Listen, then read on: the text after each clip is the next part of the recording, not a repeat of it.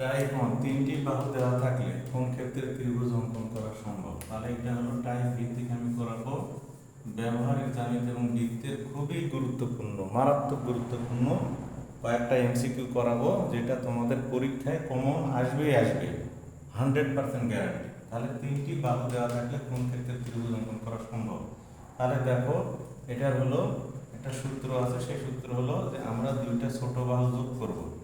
ছোট বাহু, তাহলে a plus b greater than c, অর্থাৎ দুইটা ছোট বাহু যদি আমরা যোগ করে 3 নম্বর বাহুর চাইতে যদি বড় হয়, তাহলে সেই ক্ষেত্রে ত্রিভুজ অঙ্কন করা সম্ভব।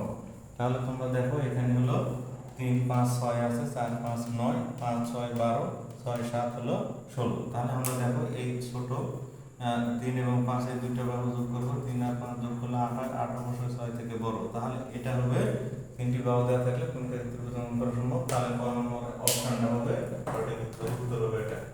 তারপরে যদি আর একটা জিনিস একবারে বলি, সেটা হলো যে তিনটি বাহু দেওয়া থাকলে কোন ক্ষেত্রে ত্রিভুজ অঙ্কন করা সম্ভব না, কোন ক্ষেত্রে অঙ্কন হচ্ছে সম্ভব না। যদি সম্ভব না হয়, তাহলে আমরা দুইটা ছোট বাহু যোগ করবো। যেমন এটা যদি আমরা যোগ করি, 4 আর 5 যোগ করলে কে বড় হয়? 5 4 9, এই দুইটা কিন্তু সমান হয়, তাহলে এটা কিন্তু সম্ভব না। সম্ভব না যদি বলে, তাহলে এই অপশন হবে। 5 আর 6 যোগ করো 11, 5 আর 6 যোগ করো 5 যোগ 6 11 হয়, তাহলে 11 বড় না 12 বড়? 12 বড়, তাহলে এটা হলো সম্ভব না। তারপরে 7 আর 6 কত হয়? 13, 7 6 13, তাহলে 13 বড় না 16 বড়? তাহলে 16 বড়, তাহলে এটা সম্ভব না। তাহলে যদি দেওয়া থাকে যে কোন ক্ষেত্রে ত্রিভুজ অঙ্কন করা সম্ভব না, তাহলে তোমরা এই সূত্রটা ফলো করবা, যে a plus b less than হলো গ্রেটার দেন হলো সি। তাহলে এটা যদি বড় হয়, দুইটা ছোট বাহু যোগ করার পর 3 নম্বর বাহু যদি বড় হয়, সেই ক্ষেত্রে সম্ভব না। আবার যদি a প্লাস বি সমান সমান সি হয়, তাহলে সেই ক্ষেত্রে ত্রিভুজ অঙ্কন করা সম্ভব না। তাহলে এটা মনে হয় তোমরা বুঝতে পারছো, আশা করি এটা বুঝতে পারছো। এইবারে আমরা কথা হলো তিনটি বাহু দেওয়া থাকলে কোন ক্ষেত্রে সমকোণী ত্রিভুজ অঙ্কন সম্ভব। তাহলে এখানে লিখবো যে তিনটি বাহু দেওয়া থাকলে তিনটি বাহু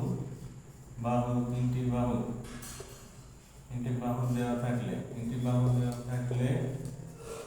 থাকলে কোন ক্ষেত্রে সমকোণী ত্রিভুজ অঙ্কন করা যাবে? কোন ক্ষেত্রে সমকোণী ত্রিভুজ অঙ্কন করা যাবে? সমকোণী ত্রিভুজ অঙ্কন করা যাবে, অঙ্কন সম্ভব। কোন ক্ষেত্রে সমকোণী ত্রিভুজ অঙ্কন সম্ভব? তাহলে দেখো, আমাদের এখানে অপশন দেওয়া আছে। তাহলে এক নম্বরটা আমি করাই। তাহলে ক নম্বর দেওয়া আছে কত? ক নম্বর দেওয়া আছে 2 2 3 6, তাহলে 2 3 6। তারপরে খ নম্বর 3 খ নম্বর হলো 3 4 5, 3 4 5। এবং হলো গ নম্বর দেওয়া আছে কত? তাহলে 4 5 4 5 6, 4 5 6। এবং হলো ঘ নম্বর কত দেওয়া আছে? 9 12, 9 12 হলো 15। তাহলে তিনটি বাহু দেওয়া থাকলে কোন ক্ষেত্রে সমকোণী ত্রিভুজ অঙ্কন সম্ভব? তাহলে সমকোণী ত্রিভুজ অঙ্কন করতে গেলে ওটা কিন্তু ব্যতিক্রম হবে। সেটা কি দেখো, তাহলে এখানে 2 3 6 আছে, 3 4 5। তাহলে আমরা পিথাগোরাসের উপপাদ্য তো আমরা সবাই জানি, আমরা এটা পিথাগোরাসের উপপাদ্যটা ব্যবহার করব। তাহলে দেখো, আমি এটা যদি 2 এর উপরে স্কয়ার করি, তাহলে 2 এর উপরে স্কয়ার করে এটা যোগ করব। তাহলে 2 এর উপরে স্কয়ার, ক নাম্বারটা দেখো, 2 এর উপরে স্কয়ার করলাম, যোগ হলো 3 এর উপরে স্কয়ার করে, এর উপরে 6 এর উপরে স্কয়ার করব। অর্থাৎ সমকোণী ত্রিভুজ যদি বলে, তাহলে সেই ক্ষেত্রে আমরা দুইটা ছোট বাহুর উপরে বর্গ করব। বর্গ করার পরে 3 নম্বর বাহুর উপরে আবার বর্গ করব। দুইটা যদি সমান হয়, তাহলে সেই ক্ষেত্রে সমকোণী ত্রিভুজ অঙ্কন করা সম্ভব। দেখো, 2 এর উপরে যখন স্কয়ার করি 4 হয়, আর 3 এর উপরে স্কয়ার করলে 9 আর 4 13, আর 6 এর উপরে স্কয়ার করলে 6 6 36। তাহলে এটা মিলে না।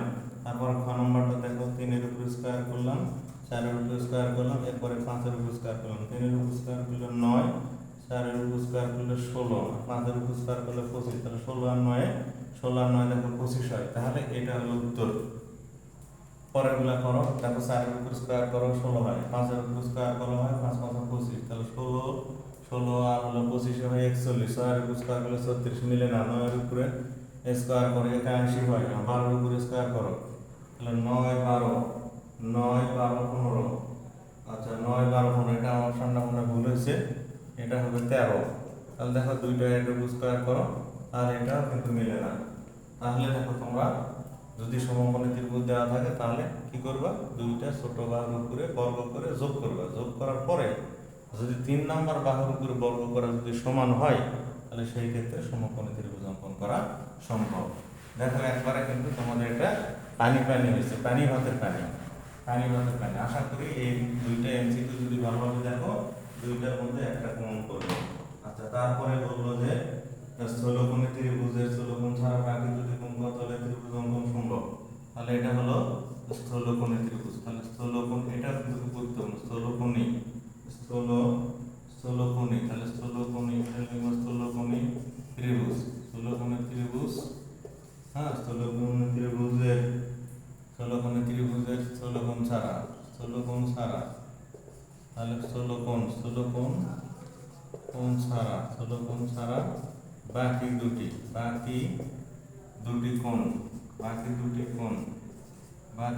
কোণ কত হলে ত্রিভুজ অঙ্কন সম্ভব। তাহলে ত্রিভুজ অঙ্কন করা সম্ভব, ত্রিভুজ অঙ্কন সম্ভব। তাহলে স্থূলকোণ, তাহলে দেখো তাহলে এটার অপশন হলো বাকি দুটো ক নাম্বার, একটা করাই দিবে, হ্যাঁ বাকিগুলো তোমরা করবে। তাহলে একটা হলো 30 আর একটা হলো 60। খ নাম্বার একটা হলো অপশনগুলো দেখো, একটা হলো 45 আর একটা হলো 45 আর একটা হলো 65। তারপরে গ নাম্বার হলো অপশনটা কি 45 গ নাম্বার হলো 45 কমা হলো 45 এবং ঘ নাম্বার অপশনটা দেখো, ঘ নাম্বার হলো 50 30। তাহলে স্থূলকোণী ত্রিভুজের স্থূলকোণ ছাড়া বাকি দুটি কোণ কত হলে ত্রিভুজ অঙ্কন সম্ভব, ত্রিভুজ অঙ্কন করা যায়। এটা লিখলে হবে, সম্ভব লিখলে হবে লেখো। আচ্ছা তাহলে স্থূলকোণ মানে তো আমরা জানি, স্থূলকোণ মানে হলো 90 ডিগ্রি চাইতে বড়, 91 থেকে 79 পর্যন্ত এই কোণটা হবে কিন্তু স্থূলকোণ। তাহলে আমরা জানি ত্রিভুজের 3 কোণের সমষ্টি 180 ডিগ্রি। তাহলে ত্রিভুজের 3 কোণের সমষ্টি যদি 180 ডিগ্রি হয় তাহলে আমার এই কোণটা হলো স্থূলকোণ, এটা হলো 91 ডিগ্রি। তাহলে এই দুইটা কোণ, তাহলে বাকি দুইটা কোণ মিলে অবশ্যই 90 এর চাইতে ছোট হবে। তাহলে একটা কোণে কিন্তু 90 এর উপরে নিচে, তাহলে বাকি দুইটা কোণ অবশ্যই 90 এর ছোট হবে। তাহলে তোমরা অপশনটা দেখবা যে কোন জায়গায় 90 এর চাইতে ছোট মান আছে। তাহলে 50 আর 30 দেখো 50 আর 30 80 হয়। তাহলে দেখো এটা হলো উত্তর, কারণ একটা মান কিন্তু একটা কোণের মান নিচে 91 ডিগ্রি, তাহলে বাকি দুইটা কোণ অবশ্যই 90 ডিগ্রির সাথে ছোট হবে। তাহলে কোন অপশনটা দেখবা যে 90 ডিগ্রিতে ছোট আছে, সেটা হলো উত্তর। তাহলে এটা হয়েছে স্থূলকোণের ক্ষেত্রে হয়েছে, যদি এরকম থাকে তাহলে এটা দেখবা যে দুইটা ছোট কোণের সমষ্টি 90 থেকে ছোট হবে, সেটাই কিন্তু উত্তর হবে। আর যদি বলে নিচের কোন দুটি কোণের মাধ্যমে সমকোণী ত্রিভুজ অঙ্কন করা সম্ভব, এটা যদি থাকে সমকোণী ত্রিভুজ অঙ্কন করা সম্ভব। তাহলে নিচের কোন দুটি কোণের মাধ্যমে সমকোণী, নিচের এটা দেখো, নিচের কোন দুটি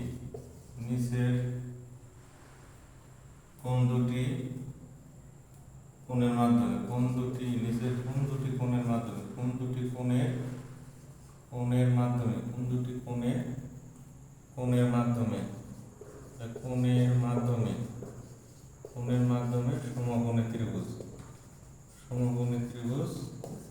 সমকোণী ত্রিভুজ অঙ্কন সম্ভব।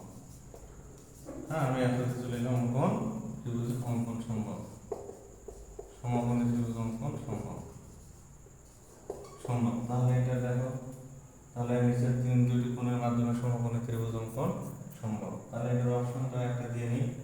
অপশন হলো, তাহলে একটা হলো ক নম্বর হলো 53, তারপরে হলো 42, ক নম্বর অপশন হলো ক নম্বর হলো 41 44, গ নম্বর হলো 47 53 এবং ঘ নম্বর কত 37 53 তাহলে দেখো তোমাদের এই প্রশ্নটা লক্ষ্য করবা, নিচের কোন দুটি কোণের মাধ্যমে সমকোণী ত্রিভুজ অঙ্কন সম্ভব। তাহলে সমকোণী ত্রিভুজ মানে তো আমরা জানি, সমকোণী ত্রিভুজ মানে কিন্তু হলো 90 ডিগ্রি, একটা কোণ 90। তাহলে একটা কোণ যদি 90, এই কোণ যদি 90 হয়, তাহলে বাকি দুইটা কোণের যোগফল কত?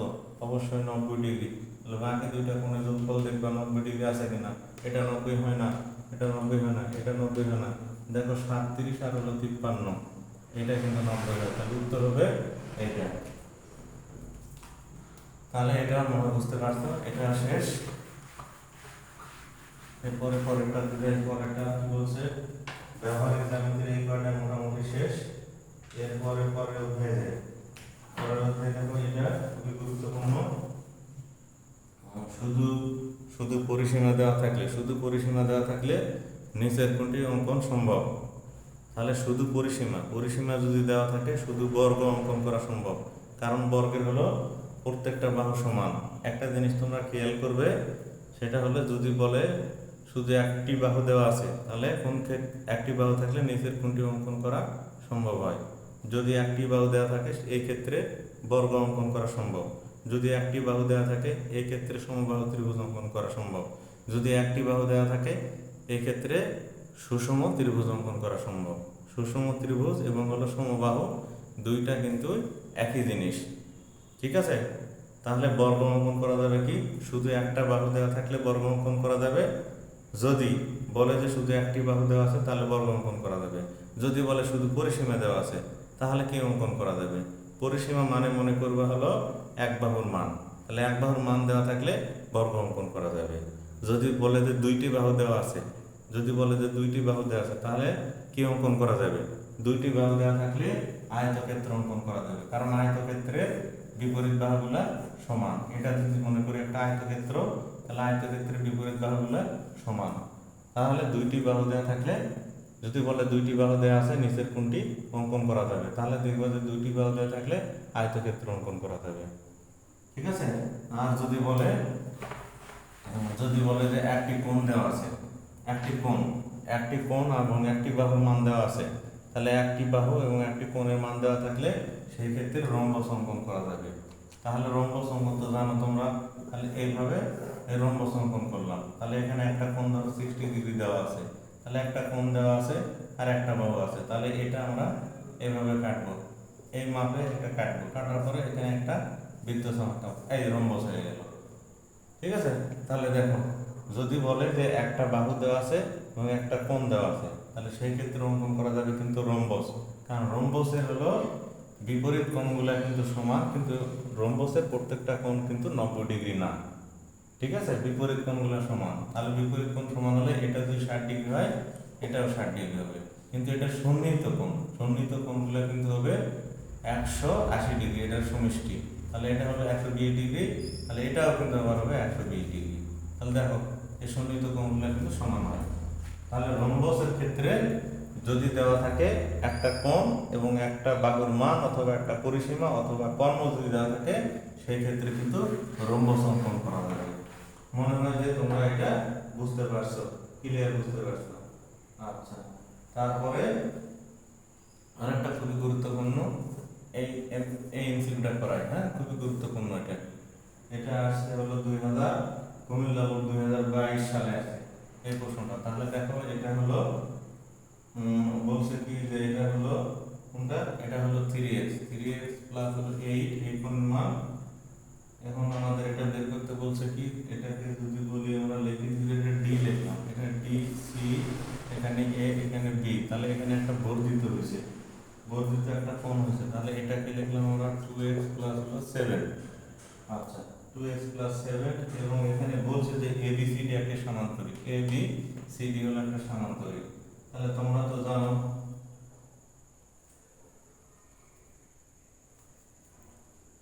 ABCD একটি সামান্তরিক, তাহলে সামান্তরিকের কিন্তু বিপরীত বাহুগুলো কিন্তু সমান হয়, সামান্তরিকের বিপরীত বাহুগুলো সমান, সামান্তরিকের বিপরীত বাহুগুলো সমান। তাহলে 3x প্লাস 8, এবং এটার মান বের করতে বলছে যে x এর মান কত।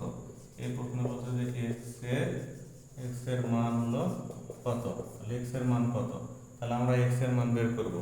এক্স এর মান বের করতে গেলে তাহলে দেখো এটা 3x প্লাস 8, তাহলে বলছে কি সামান্তরিকের বিপরীত কোণগুলো সমান হবে।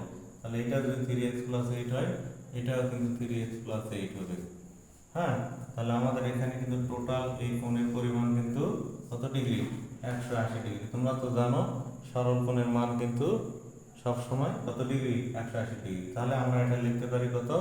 যে 3x, এটাকে আমরা একবারে লিখতে পারি তাহলে 3x প্লাস 8, আর এখানে লিখব 2x প্লাস 7 সমান সমান এই টোটাল কোণের পরিমাণ হলো 180 ডিগ্রি। তাহলে এখন আমরা এখান থেকে x এর মান বের করব। তাহলে 3x প্লাস হলো 2x, তাহলে এটা হলো 5x, আর সাথে কত হয়? 15 হয়। তাহলে 180 এর মধ্যে থেকে আমরা তাহলে এটাকে লিখতে পারি 5x, 180 এর মধ্যে থেকে আমরা 180 বিয়োগ হলো 15, তাহলে এটা করলে কত হয়? 5x, 180 এর মধ্যে 15 বাদ দিলে 165। তাহলে এখানে আমরা x এর মান বের করবো 165 ভাগ হলো 5। ঠিক আছে, তাহলে 5, তাহলে 5 দিয়ে যদি কাটি 3 5 15, 3 5 15, তাহলে x এর মান আমরা বের করলাম কত? 33। তাহলে x এর মান হবে এটা 33। যেহেতু অপশন দেওয়া নেই, তোমরা দেখো এটা x এর মান হলো 33। x এর মান কিন্তু আমরা বের করছি। অপশনটা যদি দিয়ে রাখি তাহলে ক নাম্বার হলো 15, খ নাম্বার হলো কত? খ নাম্বার হচ্ছে কত?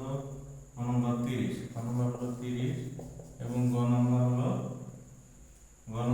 33, এবং ঘ নাম্বার হলো 43। তাহলে দেখো এটার উত্তর হলো 33 x এর মান। এখন যদি তোমাকে বলে বৃহত্তম কোণের মান বের করো, তাহলে বৃহত্তম কোণের মান অবশ্যই বের করতে পারবে। কিভাবে? আমরা x এর জায়গায় এই মানটা বসাই দেব। তাহলে 3 × 3 × 3 প্লাস হলো 8। তাহলে বৃহত্তম কোণের মান বের করো। 3 দিনে কত হয়? 3 দিনে 9, 3 দিনে 9 যোগ হলো 8, তাহলে এটা হয় 107। তাহলে বৃহত্তম কোণের মান হলো 107। তাহলে এই কোণের মান হলো 107, এই কোণের মান হলো 107। তাহলে দুইটা কোণের মান হলো 107। যদি বলে বৃহত্তম কোণের মান বের করো, তাহলে বৃহত্তম কোণ হবে 107।